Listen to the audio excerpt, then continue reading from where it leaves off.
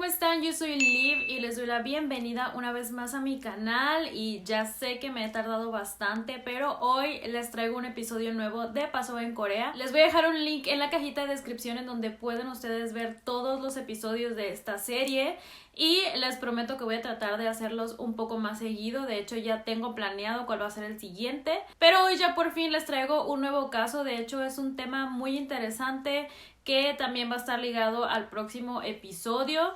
Pero antes no se olviden de seguirme en mi Instagram, que se los dejo por acá. Espero que les guste mucho. Si le dan like me ayudarían bastante. Si pueden suscribirse al canal también si les gusta este tipo de contenido. Y ahora sí, comencemos con el caso del vuelo 858.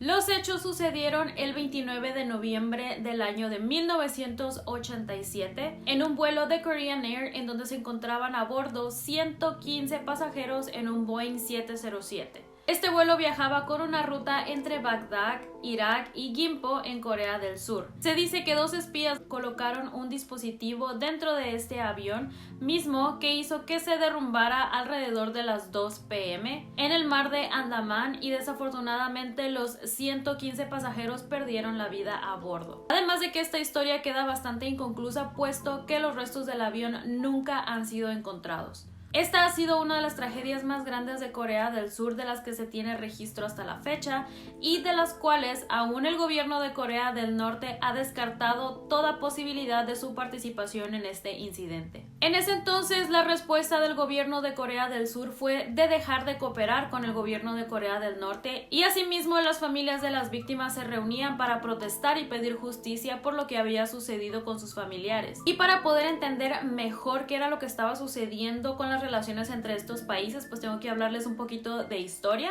ya que en 1950 el norte decidió invadir el sur para reunificarse y esta guerra duró pues al menos durante 3 años, pero tuvo el efecto contrario y se separaron con más hostilidad estos países. Entonces comenzaron a surgir muchos botes o barcos que llevaban espías de Corea del Norte a Corea del Sur y varios de ellos secuestraban incluso a ciudadanos de Corea del Sur, hasta que en 1980 decidieron que lo mejor para atacar a Corea del Sur era hacerlo por fuera, y siendo así su primer objetivo el vuelo de Korean Air 858.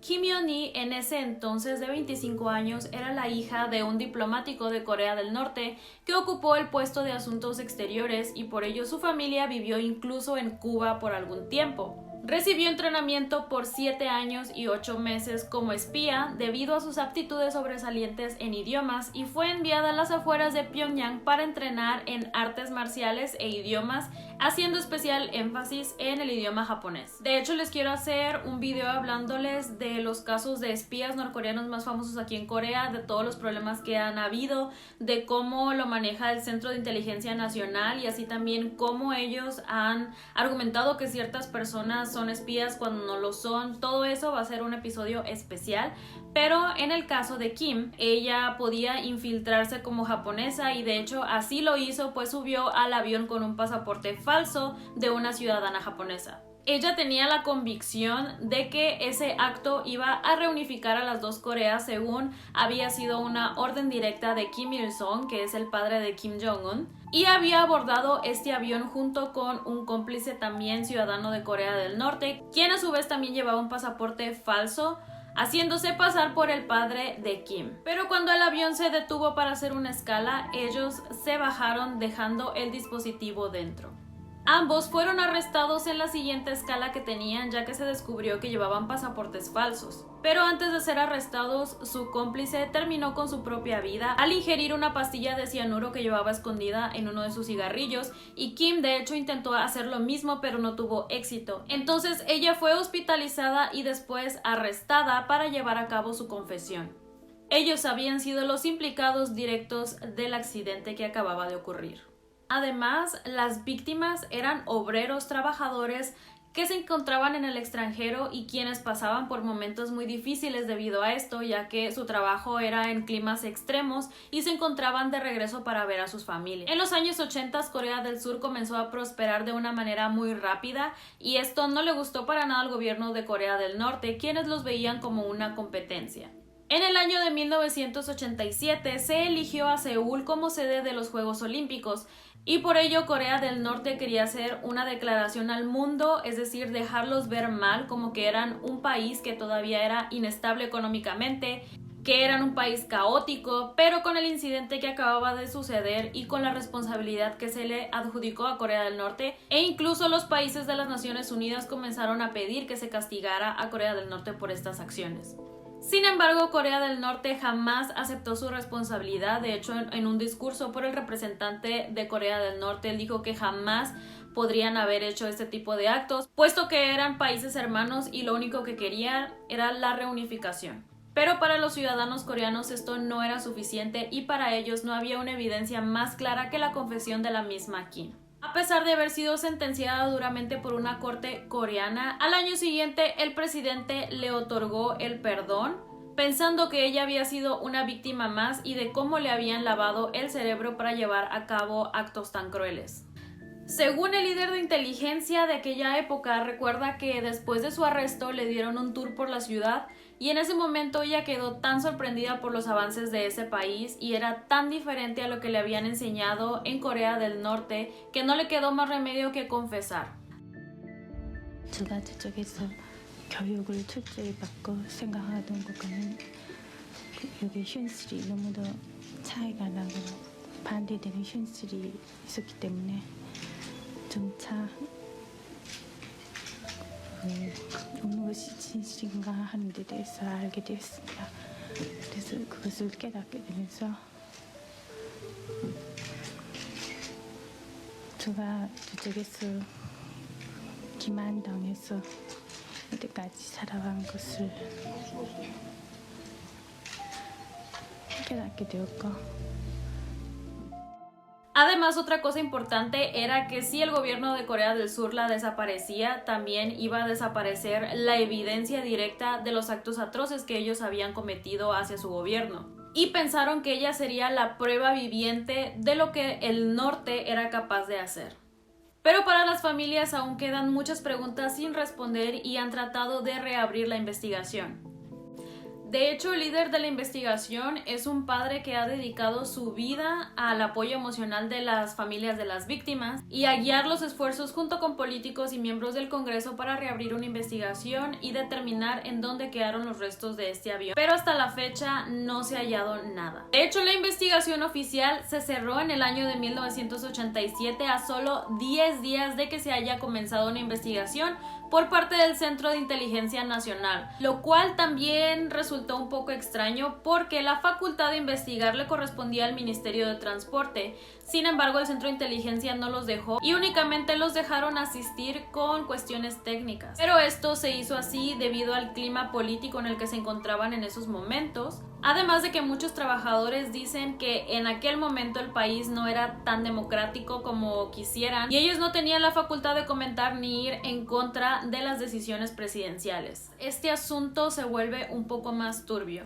ya que en este mismo año de 1987 se llevaban a cabo las elecciones presidenciales y justamente el día en que se llevaron a cabo las elecciones fue el día del arresto de Kim. Entonces, los ciudadanos se comenzaron a preguntar si deberían votar por alguien que los protegiera de los ataques de Corea del Norte. Y la respuesta para ellos era muy obvia: necesitaban a alguien con experiencia militar. Es por eso que el candidato No Tae-woo ganó las elecciones. Y de aquí se desprende otro video que tengo en mi canal que se los voy a dejar apartado también en la cajita de descripción, que tiene que ver con todo el proceso de democratización del país, de los levantamientos que existieron y la lucha de Corea del Sur por lograr un país democrático. Esto para que se entienda un poco más todo lo que sucedió a raíz de estas elecciones. Pero en el año de 2007 se desclasificaron muchos expedientes de aquella época y se confirmó que el gobierno de Corea del Sur utilizó este incidente para manejar las elecciones a favor del gobierno de aquel entonces. A esta operación se le llamó Operación Arcoíris. Según el líder de esta investigación, el documento tiene una longitud de 5 páginas, sin embargo solo tuvieron acceso a 2 de ellas, pero son suficientes puesto que ahí se describe cómo se iba a manejar este incidente para favorecer las elecciones de cierto candidato.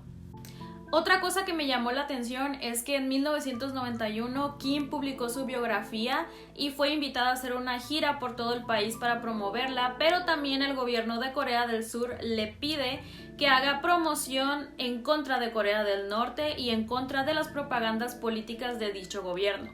Algunos dicen que a pesar de que ella era una de las tantas espías que habían surgido en los 80s, solamente se le había prestado atención a ella por el hecho de ser bonita físicamente y por ser buena escritora. Sin embargo, lo triste es que también Kim ha recibido manipulación por parte de los dos países. Por un lado, Corea del Norte, quien la utilizó para hacer estos actos atroces, y por el otro lado, Corea del Norte, quien la utilizó como antipropaganda a cambio de su vida. Con las regalías del libro que vendió, que de hecho fue muy popular acá, ella quiso retribuir de alguna manera a las familias de las víctimas y donó todo el dinero para ellos. A la fecha lo que se sabe de ella es que se casó con quien era su guardia de seguridad y vive cerca de Gyeongju con su familia. Sin embargo, ella siempre ha vivido escondida y protegida por el gobierno de Corea del Sur por miedo a las represalias que en algún momento pueda tener. Y lo triste es que ambos gobiernos continúan manipulando cada quien a sus ciudadanos para mantener el poder, pero mientras tanto quienes continúan perdiendo son las víctimas inocentes en casos como estos. Y hasta aquí el video del día de hoy. Me gustaría mucho saber qué es lo que ustedes piensan acá abajo en la sección de comentarios, de una manera respetuosa, claro. En especial me gustaría saber cuál es su opinión en el caso de Kim, quien fue manipulada, si ustedes creen que debió haber cumplido la sentencia o a lo mejor hubieran tenido atenuantes de dicha sentencia, o cuáles creen que hayan sido los papeles de ambos países. Yo sé que es un tema muy delicado, pero que quería traer sobre la mesa. También son cuestiones interesantes y de política, pero creo que es importante hablar de ellos, así que espero que les haya gustado. No se olviden de darle like y yo los veo para el próximo Paso en Corea.